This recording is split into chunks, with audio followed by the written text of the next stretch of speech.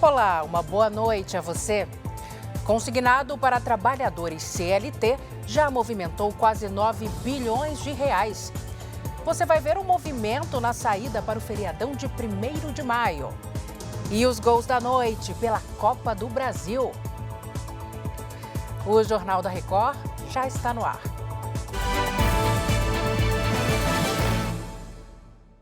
Oferecimento Bradesco, cartões de crédito com benefícios de estrela de cinema. Já é dia 1º de maio, dia do trabalhador, e tem muita gente aproveitando esse feriadão para pegar a estrada e descansar longe de casa.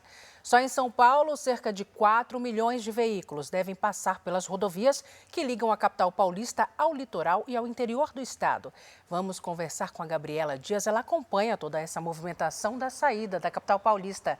Oi, Gabi, uma boa noite para você.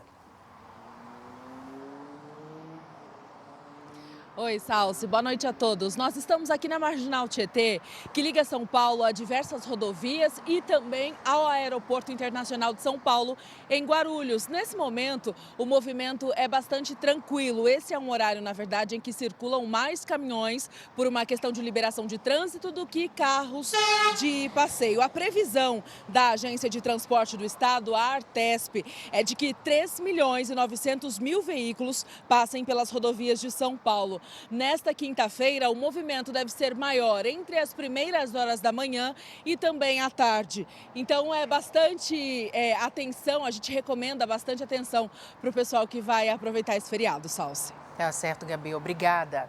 E esse feriado prolongado também promete movimentar o Rio de Janeiro. Só na rodoviária, a expectativa é que mais de 240 mil pessoas passem pelo local. Vamos até lá, então, conversar com o Leonardo Acker. Ele tem as informações ao vivo. Oi, Léo, boa noite. Oi, Salsi, boa noite para você, boa noite a todos. Olha, a maior parte dos turistas que chegam aqui são de São Paulo, Minas Gerais, Espírito Santo e Distrito Federal. Já o Aeroporto Internacional Tom Jobim tem previsão de receber mais de 360 mil passageiros em mais de 4 mil voos previstos. A média de ocupação da rede hoteleira está em 86%. O feriado também deve movimentar as estradas. Segundo a concessionária responsável pela ponte Rio-Niterói, a expectativa é que mais de 800 mil veículos cruzem a via nos dois sentidos. Salsi. Tá certo, Léo. Obrigada pelas suas informações. Uma operadora de turismo que atua como intermediária na venda de passagens aéreas e reservas de hospedagem enfrenta uma crise financeira. Pelo menos 6 mil clientes e agentes de turismo podem ter sido prejudicados.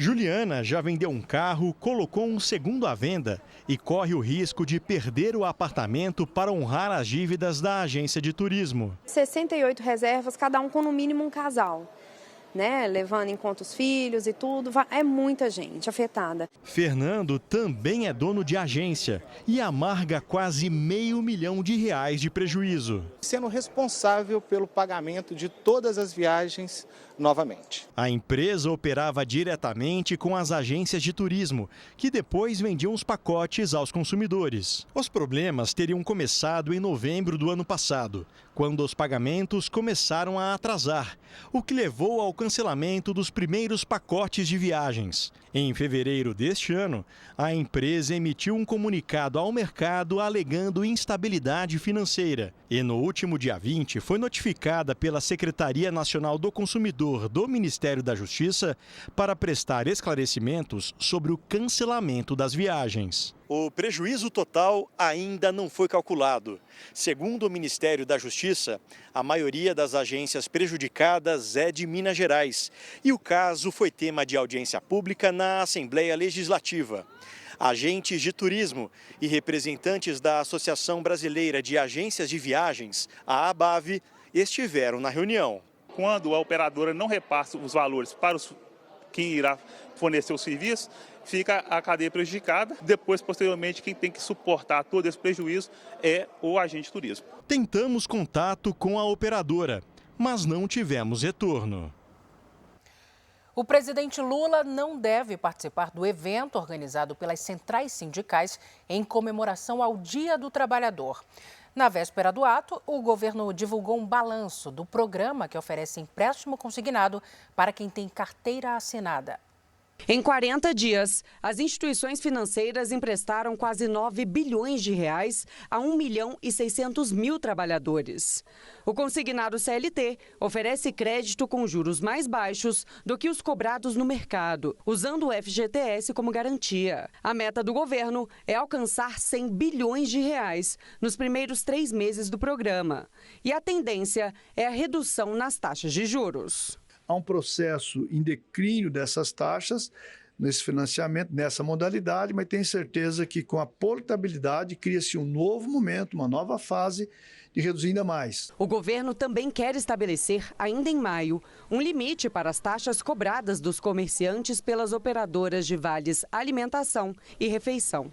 O objetivo é reduzir o preço final para o consumidor. Encontrar uma solução que baixe o custo do produto lá, especialmente para o pequeno restaurante que está fornecendo a refeição, que tem que comprar alimentação para processar. O presidente Lula não deve ir à manifestação das centrais sindicais em São Paulo. No ano passado, o presidente reclamou publicamente do evento esvaziado. Neste ano, apenas os ministros Luiz Marinho e Márcio Macedo devem participar. O presidente destacou a importância do Dia do Trabalhador em um pronunciamento em cadeia nacional. Em apenas 2 anos e 4 meses de governo, já geramos 3.800.000 postos de trabalho com carteira assinada. Saímos do maior para o menor desemprego da história e atingimos o recorde histórico de pessoas empregadas. Estamos construindo um Brasil mais justo, onde o humanismo e o desenvolvimento caminham juntos. Agora de olho aqui no nosso telão, porque o Brasil criou mais de 71 mil novas vagas com carteira assinada no mês de março. Houve redução de 70% em relação a março do ano passado, no pior resultado para o mês desde 2020. Ainda assim, o primeiro trimestre acumula mais de 650 mil novos postos de trabalho formais.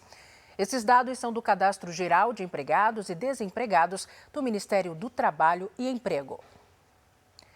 O Bradesco acionou órgãos de controle para questionar repasses bilionários da construtora Camargo Corrêa a acionistas, em desconformidade com acordos da Lava Jato. O Bradesco pediu que a Controladoria Geral da União e a Procuradoria Geral da República apurem se a antiga construtora Camargo Corrêa, que atualmente se chama Mover, está desrespeitando o acordo de leniência firmado durante a Operação Lava Jato. O banco afirma que a construtora distribuiu mais de 2 bilhões de reais em dividendos para acionistas desde 2015, ao mesmo tempo em que deixou de pagar parcelas do acordo de leniência acertado com o governo e ingressou com o pedido de recuperação judicial. O Bradesco sustenta que o Grupo Mover comete fraude bilionária ao esvaziar o patrimônio e não pagar a dívida com os credores. O banco se opõe ainda à tentativa da construtora de tirar o caso da Justiça Civil e transferi-lo para uma vara de direito empresarial de São Paulo. Procurados pelo Jornal da Record, a Procuradoria-Geral da República, a Controladoria-Geral da União e o Grupo Mover ainda não se manifestaram. Após 8 quedas seguidas, o dólar subiu nesta quarta-feira e a bolsa se manteve estável. Vamos voltar aqui ao nosso telão com os números do mercado financeiro, começando pelo dólar. A moeda americana fechou com alta de 0,83%, cotada a R$ 5,67. Já o Ibovespa registrou queda de 0,02%, se mantendo acima dos 135 mil pontos. A economia dos Estados Unidos registrou uma queda de 0,3% no primeiro trimestre do ano. O presidente Donald Trump responsabilizou a gestão anterior de Joe Biden e pediu para que a população seja paciente. Donald Trump reuniu o gabinete de governo na Casa Branca depois da divulgação dos dados da economia. O PIB dos Estados Unidos caiu 0,3% no primeiro trimestre deste ano, em relação aos 3 meses anteriores. Segundo o relatório do Escritório de Análise Econômica do país, A retração foi motivada pelo aumento da importação de produtos e pela queda nos gastos do governo.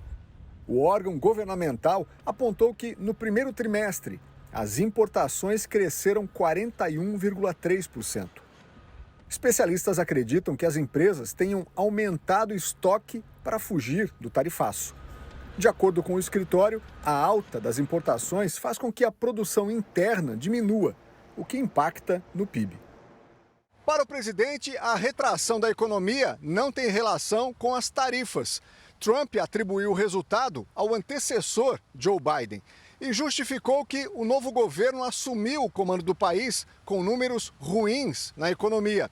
O presidente afirmou ainda que empresas estrangeiras já estão de mudança para fabricar nos Estados Unidos e pediu que os americanos sejam pacientes, porque o país vai prosperar.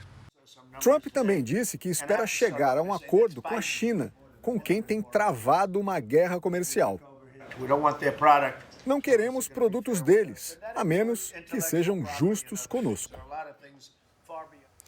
De volta ao Brasil, um motorista de ônibus foi feito refém por quase 3 horas em São Paulo. Policiais com coletes à prova de balas fizeram o trabalho de negociação para libertar a vítima. O sequestro começou às 5h30 da tarde, bem na hora da volta para casa. De acordo com a Polícia Militar, o criminoso é ex-funcionário da empresa de ônibus. Ele teria sido demitido e estaria enfrentando problemas financeiros. Apesar do susto, ninguém ficou ferido. Ainda em São Paulo, a polícia tenta descobrir o que aconteceu com uma professora encontrada morta em um terreno baldio. Ela havia saído de casa para buscar os filhos. Em cerimônias restritas, o velório e o enterro da professora foram realizados em Santo André, na Grande São Paulo. Fernanda Bonin tinha 42 anos e 2 filhos. Ela dava aulas de matemática numa escola particular da capital. Fernanda foi vista pela última vez no domingo, pouco antes das 7 da noite. De acordo com as investigações, ela saiu do prédio onde morava de carro para encontrar com a companheira, que tinha acabado de pedir ajuda por estar com o veículo quebrado a poucos quilômetros daqui. As duas não moravam juntas há cerca de 1 ano. Este circuito de segurança mostra a professora no elevador do condomínio, aparentemente trocando mensagens. Depois, ela sai pela garagem e vai ao encontro da companheira, que estava com as crianças no veículo com problema mecânico. Fernanda não chegou ao local combinado. O corpo da professora foi encontrado na manhã de segunda-feira nesta mata, perto do autódromo de Interlagos, a 25 quilômetros de distância de onde morava. Segundo a polícia, indícios apontam que a vítima foi morta por estrangulamento. O carro dela não foi encontrado e os investigadores trabalham com as hipóteses de latrocínio e homicídio. O ministro das Cidades, Jader Filho, anunciou a construção de quase 500 novas casas para pessoas atingidas pelas chuvas no Rio Grande do Sul no ano passado. Em visita ao estado, Jader Filho anunciou a construção de 496 casas para vítimas da enchente em Porto Alegre, Canoas e Campo Bom. Segundo ele, cerca de 7.400 famílias já passaram por todas as etapas de avaliação e estão aptas a receber um apartamento. Tudo aquilo que tiver disponível nas cidades onde foram afetadas por aquela tragédia lá do Rio Grande do Sul, para que a gente possa fazer a compra desse imóvel pronto ou do imóvel que nem seja um imóvel novo, que seja um imóvel usado, mas que passe minimamente pelos critérios de qualidade que são firmados pela Caixa, para que a gente possa entregar a essas famílias. De acordo com o ministro das Cidades, cerca de 10.500 moradias definitivas estão em fase de aprovação de documentos ou em construção aqui no Rio Grande do Sul. Além de novas unidades habitacionais, o governo federal ampliou o prazo de adesão ao programa Compra Assistida em mais 60 dias. 1.559 pessoas já foram contempladas com a modalidade de compra assistida, que garante o financiamento de um imóvel de até R$200 mil pelo governo federal. Neste último ano, o governo gaúcho entregou 362 moradias temporárias. E um ano depois da enchente, a reconstrução do Rio Grande do Sul é o tema da nova série documental que está disponível no Play Plus, o streaming da Record.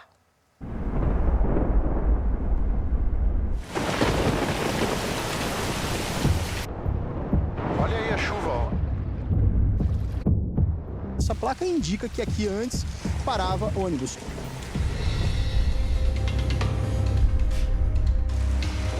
E ali eu e o vô ficamos 3 dias e 3 noites. Essa aqui é a casa onde o Caramelo ficou por 4 dias, gente.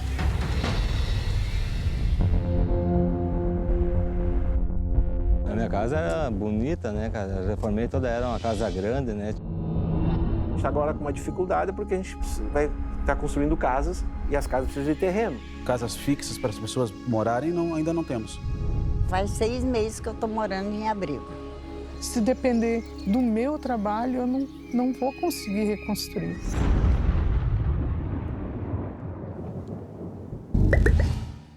Um estudo divulgado pelo Ministério da Saúde mostra a desigualdade na distribuição dos médicos aqui no Brasil.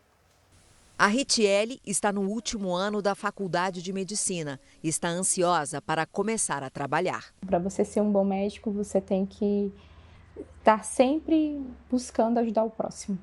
Dados da Demografia Médica no Brasil 2025, feita pela Faculdade de Medicina da USP e pelo Ministério da Saúde, mostram que até o final do ano, o Brasil terá 653 mil médicos, média de 3,08 profissionais a cada 1.000 habitantes.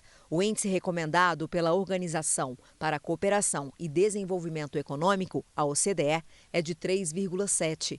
A região sudeste concentra o maior número de médicos, com média 3,77 a cada 1.000 pessoas. Em seguida, estão o centro-oeste, com 3,44 e o sul, com 3,31. Já as regiões nordeste, com 2,21 e norte, com 1,7, estão abaixo da média nacional. O Distrito Federal tem o melhor índice, 6,28, e o Maranhão, o pior, 1,27.